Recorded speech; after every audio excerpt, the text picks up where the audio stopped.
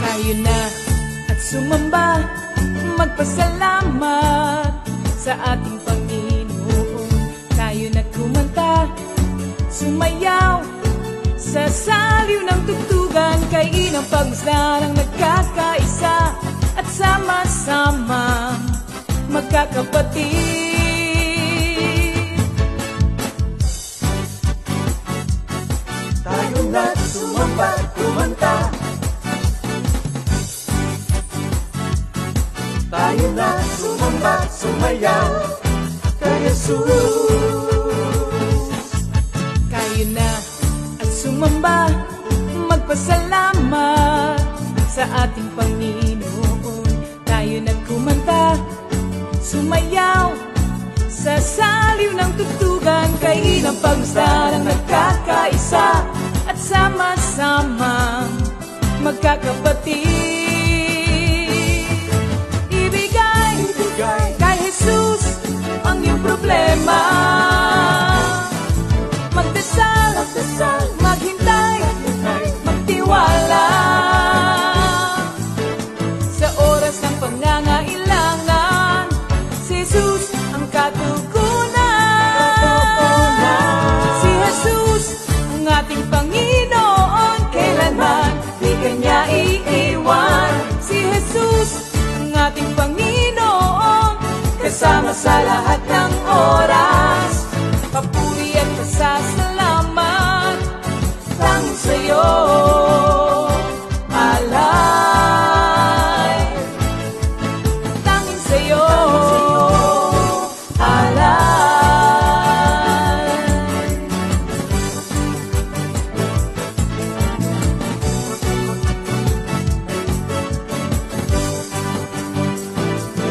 Si Jesus ang ating Panginoon, kailanman di kanya iiwan. Si Jesus ang ating Panginoon, kasama sa lahat ng oras. Si Jesus ang ating Panginoon, kailanman di kanya iiwan. Si Jesus ang ating Panginoon, kasama sa lahat ng oras.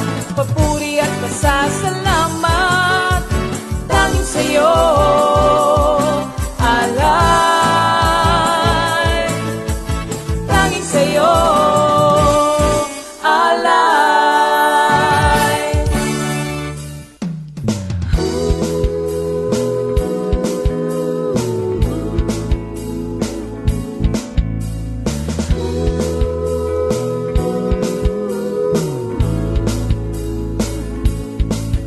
Pinagpalang buhay ang kaloob ng Diyos sa lahat ng tao.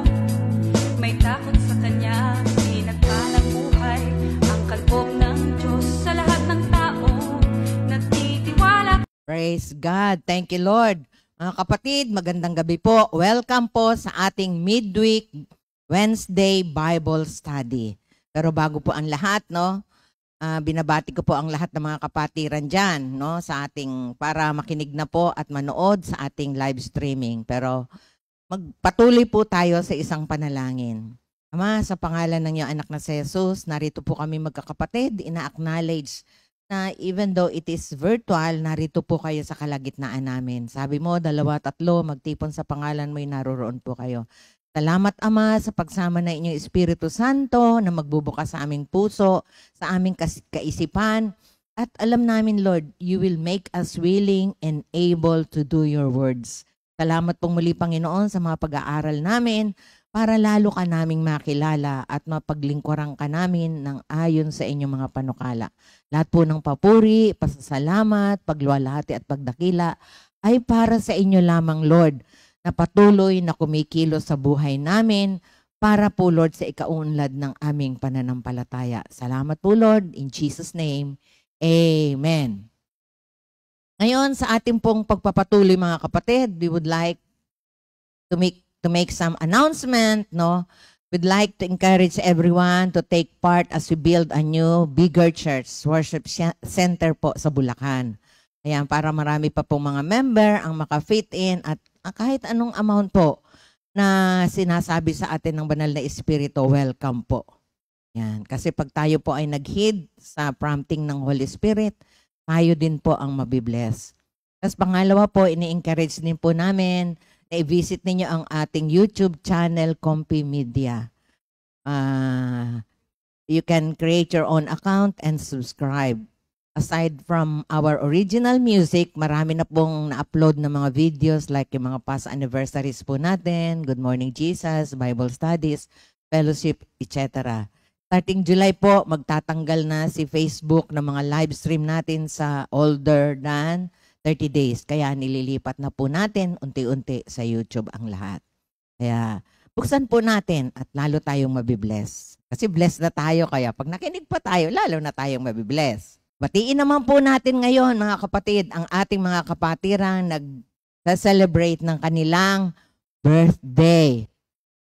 Yan. Happy birthday po, May 7, 2025 sa mga kapatirang Sister Daisy Goyena, Sister Melby Tungkab, si Nanay Seni, Sister Seni Baez, Sister Lorraine Penis, Brother Bricks Bares, Sister Leila Argamosa, Sister Joanne Marasigan. Yan. Thank you, Lord, no? Enjoy your day, mga kapatid.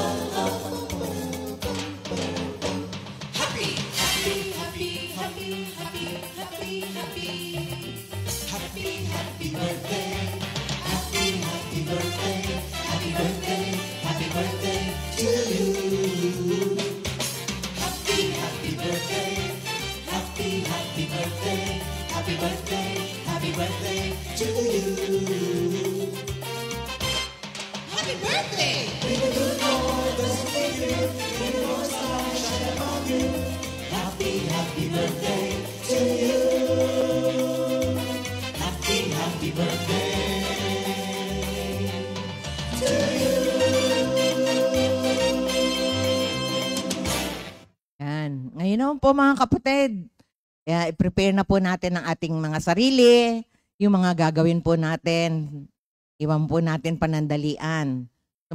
Sumabay po tayo sa pag-awit sa ating praise and worship team. Napakaganda po pag tayo yung nagpupuri at nagpapasalamat sa mga ganitong pagtitipon, yung fellowship, Bible study. Kahit sa prayer meeting, di ba, napansin natin laging may praise and worship. Kasi kagaya na alala ko nung panahon ni David, no, tinutugtugan niya si Haring Saul. Tapos si Elisha rin, sabi niya, merong manunugtog. Kasi alam niyo, ang pag-awit po kay Lord ay pag-invite ng presensya ng Diyos sa ating kalagitnaan. Thank you, Lord. As welcome them. Ayan. Good evening po, mga kapatid, at welcome po sa ating weekly Bible study. Tumayo na po tayo at samahan niyo po kaming sumamba at magpuri sa ating Panginoon. Hallelujah! Hallelujah!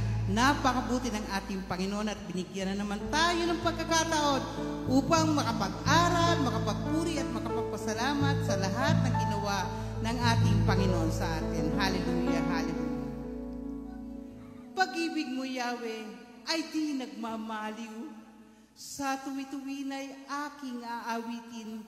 Katapatan mo ay walang hanggan. Pag-ibig mo ay walang katapusan. Sintatag ng langit ang iyong katapatan. Palakpakan natin ang ating Panginoon. Hallelujah, hallelujah.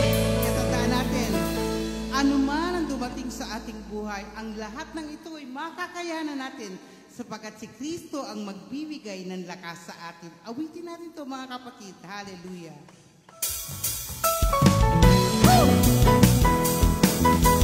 Ang lahat ng ito ay magagawa ko dahil sa lakas sa kaloob ni Kristo.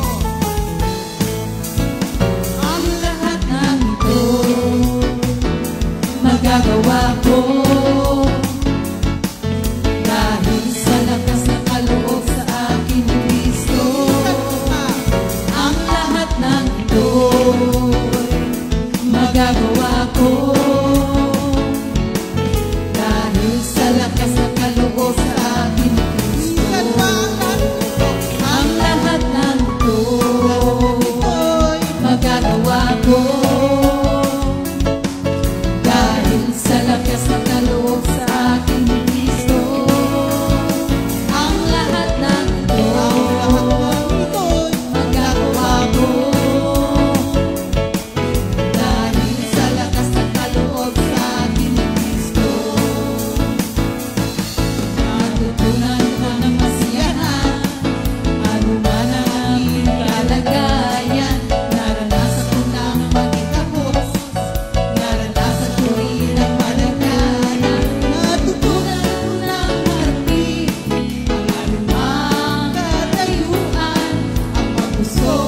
o magutom, masaganan o kasalan. Ang lahat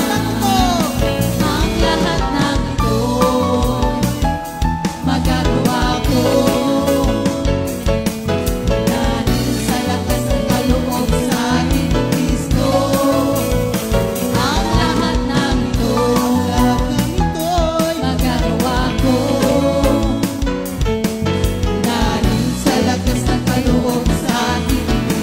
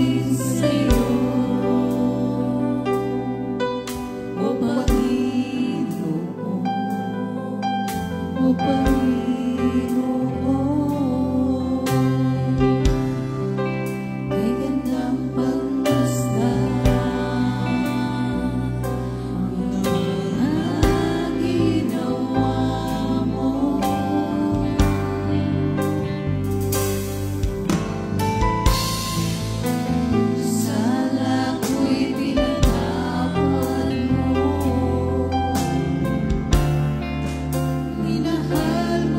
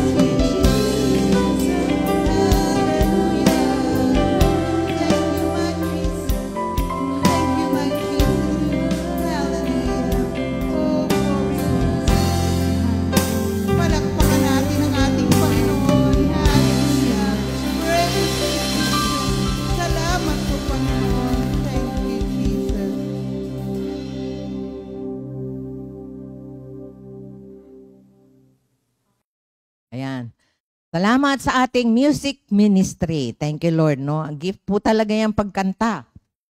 Pero may nagsabi nga, daig ng magaling kumanta ang anointing na galing kay Lord. So, to continue with our series na. Okay.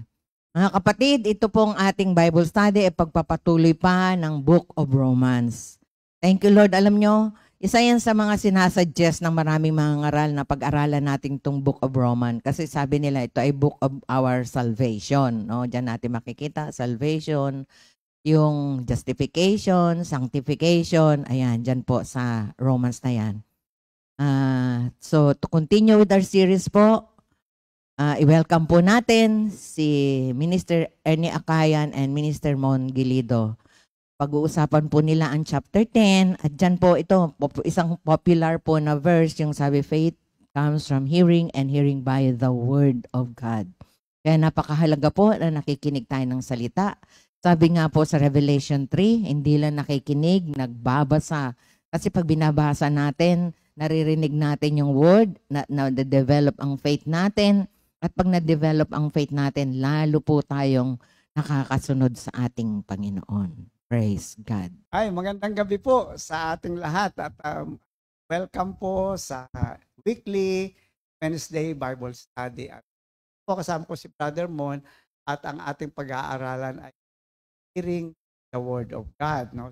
Giving the floor to their Thank you, Lord. Magandang gabi po sa ating mga kapatiran at ako'y nagpupuri, nagpapasalamat sa ating Diyos at ako'y naatasan kung nabigyan ng pagkakataon para mag-share kabutihan na dito po sa Romans 10, 14 to 17. Akin pong babasahin. Paano naman sila tatawag sa Kanya kung hindi sila sumasampalataya? Paano sila sasampalataya kung wala pa silang napapakinggan? Paano naman sila makakapakinig kung walang nangangaral sa Kanya? Paano makakapangaral ang sinuman kung hindi siya sinugo? Tulad ng nasusulat, ukay gandang pagmasdan pagdating ng nagdadala ng magandang balita. Ngunit hindi lahat ay sumunod sa magandang balita, kaya na sinulat ni Isaiah. Panginoon, sino ang naniwala sa amin? Kahit ang pananampalataya ay bunga ng pakikinig at ang pakikinig naman ay bunga ng pangangaral tungkol kay Kristo. So, purihan ang Panginoon Diyos at ako'y nagpupuri, nagpapasalamat sa ating Panginoon Diyos. Nandito po ulit ako para mapatutuo ng salita ng Diyos. Kaya bago po ako mag-umpisa, ay gusto ko munang mag-share ng kaunti. Alam niyo kung bakit? Dito nga sa pagharap, dati nga nakita niyo siguro nung ako'y nagbasa, pinabasa ni Minister Ernie yung salita ng Diyos, sa pagbabasa ako'y nanginginig na. Hindi ko alam kung paano ako mag-umpisa. Kasi hindi ako sanay sa ganito. Kahit nang ako'y nag-aaral pa, mga kapatid, ay talagang tamad po ako mag-aral. At sa kagustuhan nga ng aking father na makatapos dun sa gustong kurso, ay talagang pinipilit niya ako palaging mag-aral. Pero hindi ako natuto. Natapos po ako ng aking pinag-aaralan dun sa aking tinikilan. At ito nga, kaya napakabait ng ating Panginoon Diyos. Ito, dito ako sa harap niyo na nagbabasa ng salita ng Diyos at nagpapatutuo. Ay sa totoo lang mga kapatid, itong pag-aaral na ito, inanong si akin ni Minister talang buwan na siya. Palagi akong kinukumus. Brother Mon, sabi niya. Upo, sabi ko. Although, hindi ko pa nababasa lahat. At sa tulong nga, glory to God, na Brother Ernie at saka sister wife, Sister Josie, ay ako'y palaging na mag-aral. At pareho nga ang Panginoon Diyos at saka nasabi, mag-aral po ako. Ay ito po, na kapag patotoo na ako na mula sa atin. Ito po sa ating binasa, ito ay nagpapaunawa o nagtuturo sa atin na ang kaligtasan ay magsisimula sa pananampalataya. sa pamamagitan ng pakikinig ng mensahe ng mabuting balita. Pinakikita rin dito ang kahalagaan ng sinugo, ang mga aral.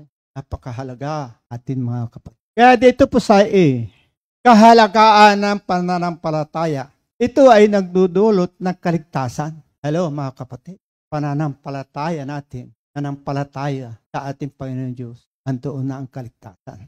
Binuksan ang ating kaisipan, kaano kabuti ang Diyos, kung ano ang sakripisyong ginawa niya sa krus ng Kalbaryo. Binayaran niya ang ating kasalanan upang tayo ay maligtas. At ito'y dahil sa kanyang pagmamahal sa atin. Sa Roma 5:8, pinatunayan ng Diyos ang kanyang pagmamahal sa atin na mamatay si Kristo para lang tayo ay Alam niyo, naalala ko dito, ito katulad doon, nakaraan uli ang Semana Santa, pinalabas ulit yung Passion of Christ. Kung ito yung napapanood nyo o napanood yung muli, kahit ako po napanood ko ito, talagang hindi mo may iwasan na ikay may iyak. Dahil sa hirap na dinanas ng ating Panginoon Diyos, dahil lang sa ating. Lahat ito ay tiniis niya. Sakripisyo ang ginawa para lang pagkaloob sa atin. At dito po sa Roma 10:13, kaligtasan lahat ng tumatawag sa pangalan Panginoon. Tatawag lang tayo. Ligtas na tayo mga kapatid. Napakaganda nito. Dito sa letter B, faith requires hearing. Ang pananampalataya ay nangangailangan na tayo makapakinig na mensahe ng mabuting balita. Sa verse 14, paano sila sasampalataya kung wala sila napapakinggan tungkol sa kayo? Kaya ito, tayo ang ginagamit. Nabanggit ng brother mo, tayo ay tumatawag, no? Ating pagtawag, naroon yung pangangailangan natin ng kaligtasan dahil nalala natin ang Diyos at nalaman natin wala tayong kakayanang mabago at maligtas ang atin. Amen. Diba? At dito po, may mga ilang benepisyo sa kahalagaan ng pakikinig ng mabuting balita tungkol kay Kristo. Number 1 po, nagkakaroon ng kapag-asahan at kasiguraduhan ang ating buhay. Ito ay nagbibigay ng solido o matatag na pundasyon na malaking pag-asa ng kaligtasan dahil sa kamatayan. At muling pagkabuhay ni Jesus. So, purihin ang Panginoon Diyos at talaga ando na po yung kaligtasan natin. At dito po sa 1:11-25-26, sinabi sa kanya, ako ang buhay at muling pagkabuhay, ang sino man sumasampalataya sa akin ay hindi mamamatay kailanman. At sino man nabubuhay at sumasampalataya sa atin ay hindi. So, purihin ang Panginoon Diyos at ang nakita ko po dito, sumampalataya tayo, patay na yung dati. Yung dating Ramon, kundi yung bagong Ramon na pag tinanggap po natin at Diyos, tayo ano sa dati nating mga ugali. At dito po sa number 2 ng benepisyo, forgiveness and redemption. Ang pakikinig ng mensahe ng mabuting balita, it means receiving the message of God's grace and forgiveness through Jesus Christ na matay dahil sa ating kasalanan. Kaya nga mga kapatid, yung pagpapatawad sa ating Panginoon ay kasama. Dito po sa Efeso 1:7, tinubos tayo ni Kristo sa pamamagitan ng kanyang dugo at pinatawad ang ating kasalanan. Ganong kasagana ang kanyang kagandahan loob, ibinuhos sa atin.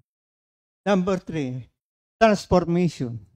Ang mensahe ng mabuting balita sa atin na pakinggan ay naghahatid sa atin ng isang malaking pagbabago sa kaisipan at puso. So, purihin ang Panginoon Diyos. Napakalinaw Ano kaisipan natin? Kami natin na nagpapagulo palagi sa atin. At yung puso natin, kapag ito natanggap natin, na ang Diyos talaga atin, ang kaligtasan, karunungan, ay hindi na ito mawawala. Number 4, new life and freedom. Galatia 5:16. Malaya na tayo dahil pinalaya na tayo. Saan tayo pinalaya? Dami-daming pinalaya sa atin. Una nga, parambado. Ito naalis lahat. Pangalawang Korinto 3:17.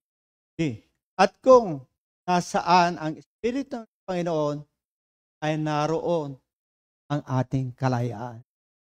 So, purihin ang Panginoon Diyos, at kapag tinanggap natin, palagi ang kalayaan saan? Sa lahat ng bagay na kaaya-aya sa ating.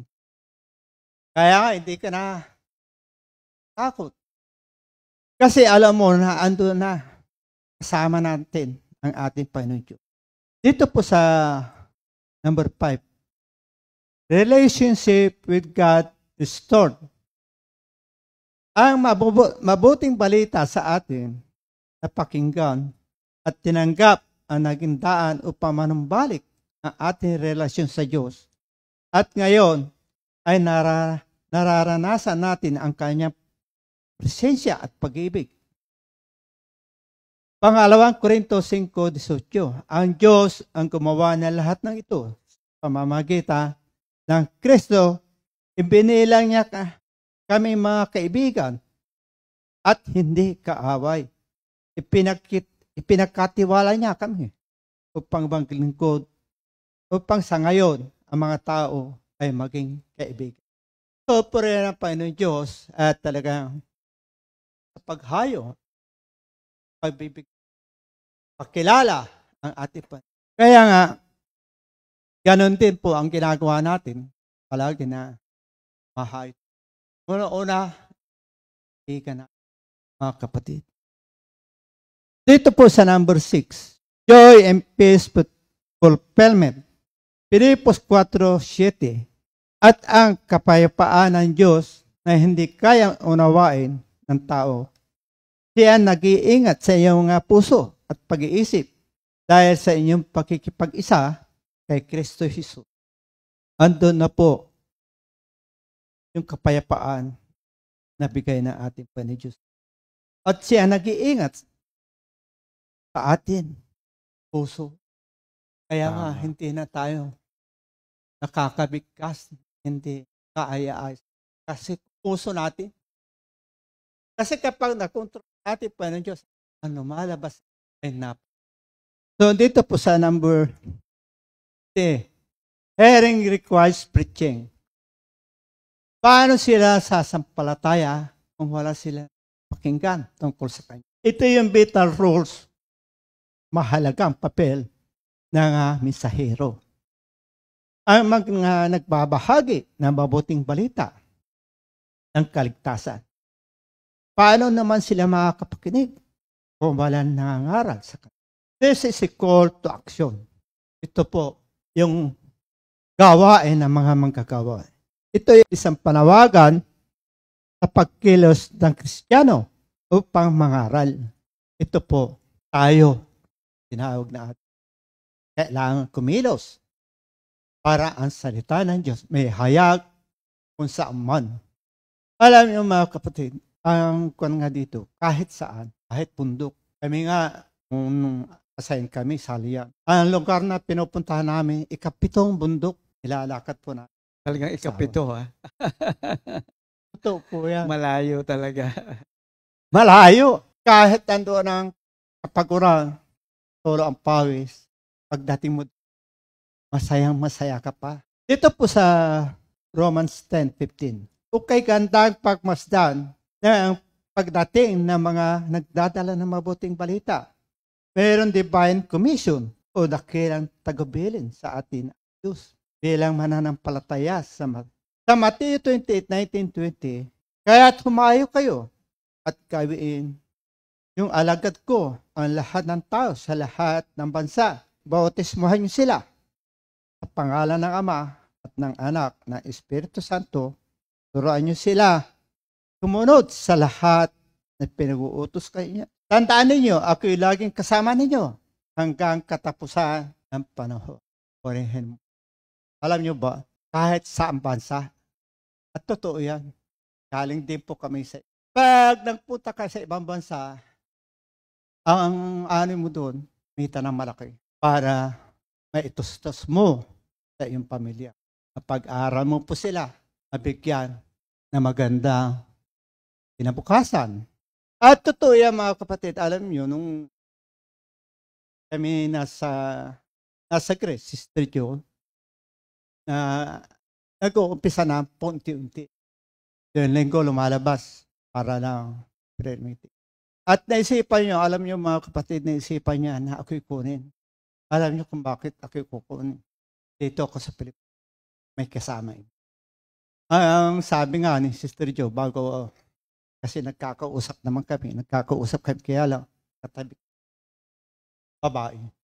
Ayun po, ang pakiusap ni Sister Jo, kung ikaw naman ay aalis, punta na airport, gusto ko naman sana mas kasama mo yung aking mga anak.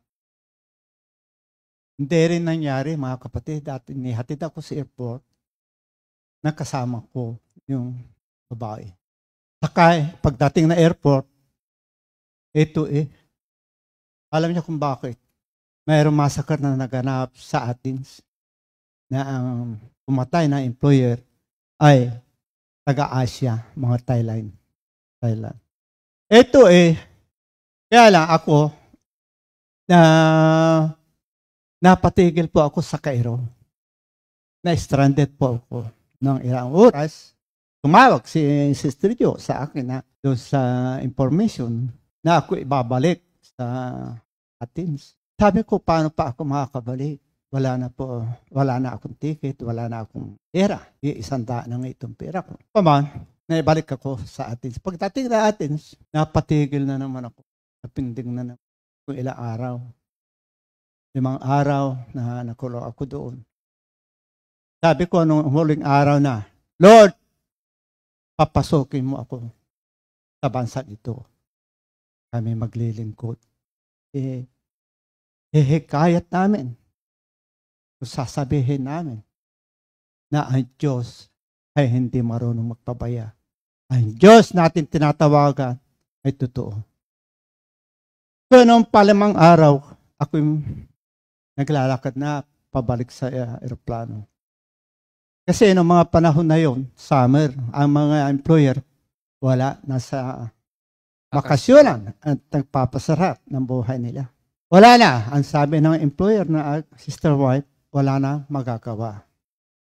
Ang ginawa ni Sister Jo, lumabas sa airport at nagdedid pa doon sa labas at humingi ng tulong sa ating Panginoon. Yung nga, 5 araw, aalis na ulit ako, pabalik ng Pilipinas. Tumatakbo yung mga employer. Sergio, ang sabi, ay pasok na po ako. Thank you, Lord. Thank you. So, malaking pasalamat ko. Kaya lang, nung nakapasok na kami sa bansang Greece, medyo ilang buwan, nakalimot doon sa aking pangako. Pangako sa ating Panginoon. Kasi, siyempre, makakakita ka na employer. Na ang aking naging employer ay Speaker of Parliament. Kaya ang gumagawa ng sasabihin niya sa meeting o lalo ticket, yung pinaka-presidente, siya ang gumagawa ng kanyang speech. So medyo napakalakas no aking naging employer.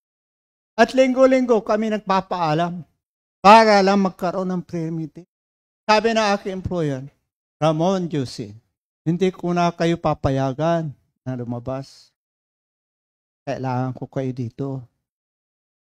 Ngayon, kung kailangan mong pera, bibigyan kita ng malaking sahod. Bibigyan ko kayo ng tig 1,000 na At para kayo hindi na umalis. Bibigyan kita ng bahay na maganda at sasakyan at yung anak ay papag-aralin ko sa kahit saan bansa, kahit anong kurso. So, napakaganda alok ng mundo. Pero hindi yun ang pangako namin mag-asawa. Makapasok lang kami sa bansang Kristo, kami magpapagamit. So, yun po ang sinunod namin. Lumabas kami, nagpaalam kami ng maayos at pinayagan naman kami. At ayun po, naging araw-araw po ang prayer meeting hanggang sa ngayon nagpapatuloy. At yung prayer meeting po doon ngayon ay 3 grupo. At tuloy-tuloy po sila. So, purera pa ng Diyos.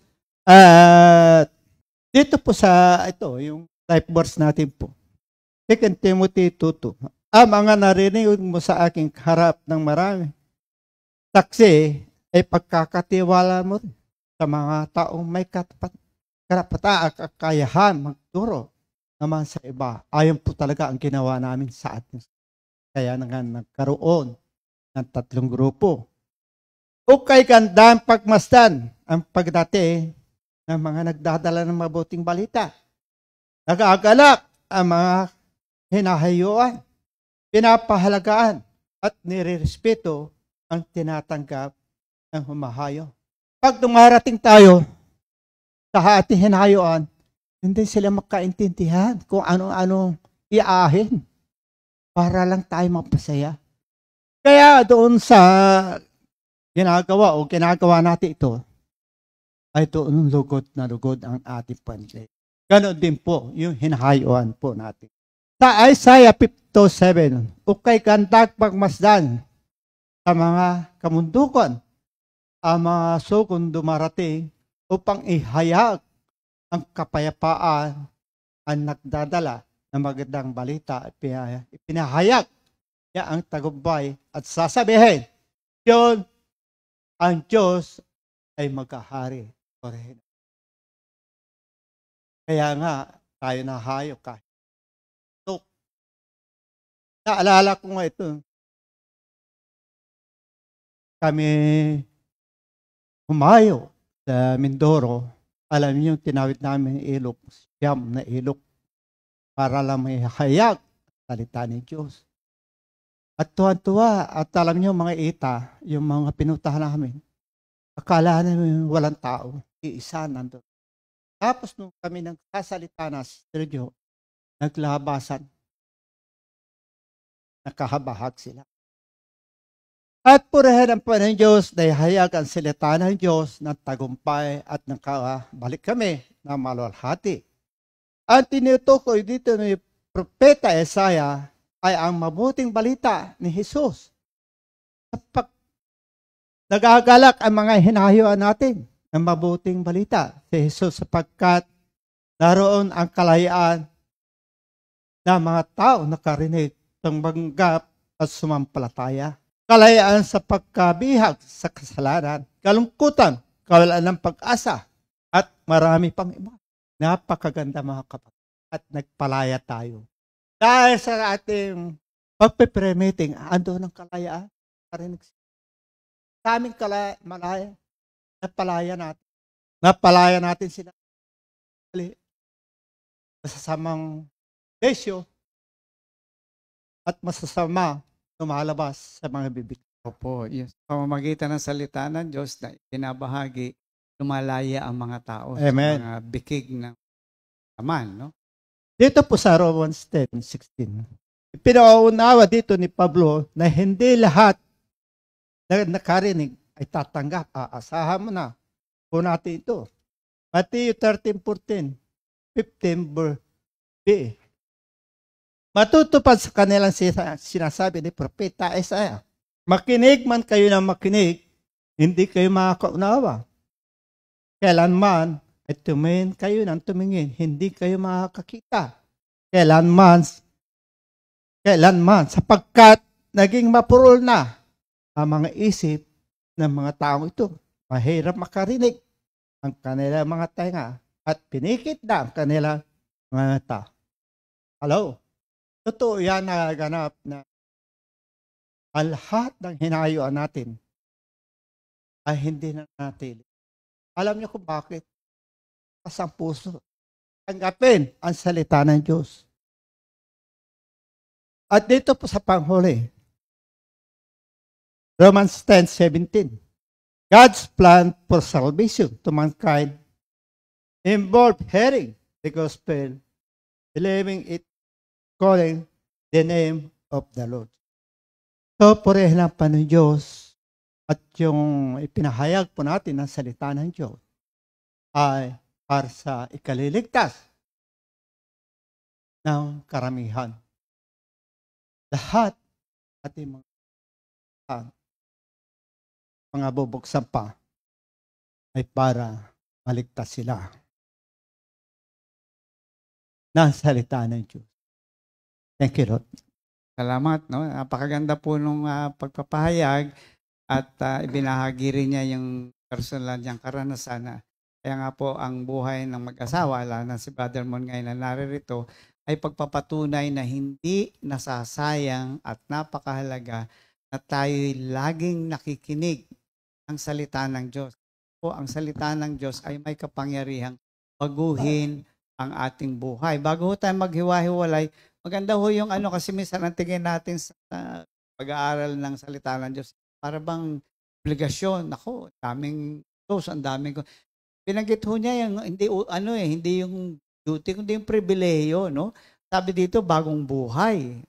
At yun na nga po, napakahalaga. Lahat naman ng tao siguro ang nais ay magandang buhay, no? Yung buhay na hindi lang ho sa pananalapi, kundi higit sa lahat ay yung may natawag ang buhay na malaya na nakakasunod sa ating Panginoon, no? Kapatawaran, ako, napakahalaga po nito. Kaya nga sa Roma 8:1, there is no more condemnation to those who are in Christ. Tunay pong tayo ay binigyan ng ganap na kapatawaran. Ano pa ho? In transformation, no? Ang Diyos ang siyang babago sa atin. Sabi nga siya, nagpasimula ng mabuting bagay, no? Philippians 1:6, ang mabuting bagay na sinimulan ng Diyos sa atin ay kanyang tatapusin hanggang sa pagbabalik ng ating Panginoong Hesus. So naroon po ang pag-asa at katiyakan na patuloy at patuloy na kumikilos ang Diyos sa ating buhay. At yung sunod po yung kalayaan. Ito po yung napakaganda na tayong lahat po, sa loob pa lang na sinapupunan ng ating mga magulang, ay bikig na ng laman at ng kasalanan. At kahit nga po anong gawin natin, hindi natin kayang lumaya. Pero sa bunga ng pakikinig, naroon po yung unti-unting kalayaan. No? Nakakapamuhay tayo ng isang buhay, nakasiya-siya sa ating Panginoon. At kaya nga ho, ang susunod ay yung hindi lang magandang ugnayan, banal na ugnayan, no, sa ating Diyos, na tayo ay patuloy niyang pinapahayagan dahil tinawag nga po tayong bilang mga anak ng Diyos. Tayo tumanggap kay Kristo Jesus. Yan po ay nasa natawag na John 1:12, no? Ang lahat ng tumanggap sa Panginoon ay Panginoong Jesus ay binigyan ng karapatang tawagin ng Diyos. At ito nga po yung buhay na ganap at kasiyasiya, may kagalakan, may kapahingahan, may kapayapaan, ay sabi nga namin mga manggagawa, ulitin man ang aming buhay, ito pa rin po ang pipiliin namin. Bakit wala na tayong masusumpungan ganitong uri ng buhay, maliban sa pamamagitan ng ating ugnayan sa Diyos, sa pamamagitan ni Kristo Jesus. So tayo po'y manalangin. Maraming salamat po, Ama, muli sa magandang balitang ito. Again po, patuloy po kayong tumawag ng mga taong maghahayag. At patuloy kayong tumawag ng mga taong hindi pa nakasusumpong ng kaligtasan. Gamitin niyo po ang mga pagtuturong ito upang marami pang tao makaranas ng iyong mga pangako. Salamat po muli sa gabing ito. Again, to God be the glory. And we pray, Amen. Magandang gabi po at maraming salamat sa inyong Thank you, Lord. pakikinig. Purihin ang Thank you, Panginoon Lord. Diyos.